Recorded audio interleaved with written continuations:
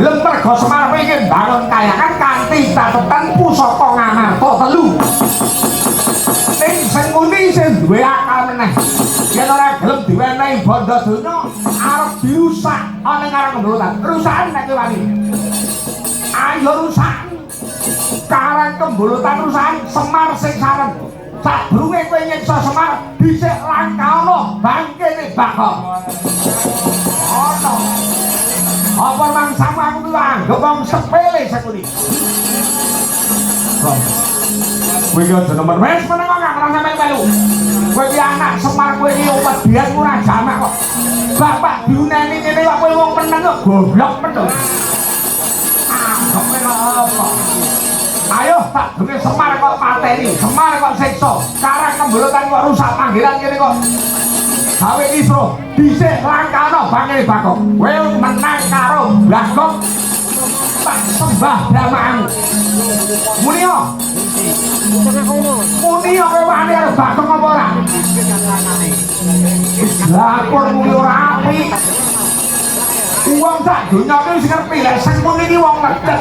Mula omah-omah bali wis mo. Apa nek sing masang gambare sing muni? Wong wis ngerti lek sing muni iki betitete elek. Kowe teko kene iki aku wis sujono, aku wis curiga.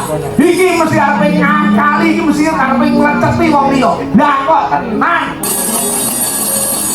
Ayo. Kowe menang karo aku kondang selawase urip. Kowe arep mateni bapak, iki wong tuaku sing ukil jiwa ragaku. Lah kok dapurmu arep rusak bapak.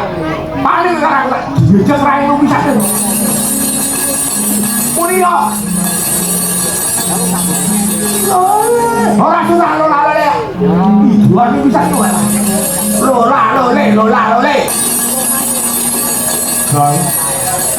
Aku iso halus iso kasar. Aku ora pengen sing halus, aku seneng sing kasar. Halus ki apa mek nu. Aja elek kasaran ora. Taten ngono.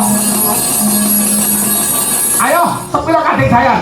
Yen ora trimo sambat sapa? Bagong ora wedi. Anggap mulaimu kemaki. Kowe dhuwur derajatmu akeh dhuwitmu. Anggere wong ape kok tuku. Apa mangsane harga dirine wong iki ketek gampang dituku mangsa. Ayo. Aku iki wong ora gablek sing lek kok nampa dhuwit saka nggenmu. Ora gelem. Kowe tetep gawe tuwa ngene kene. Kowe tetep gawe rusuh ngene kene. Ora minggat saka kene. Pengamuhe Bagong bisa nuge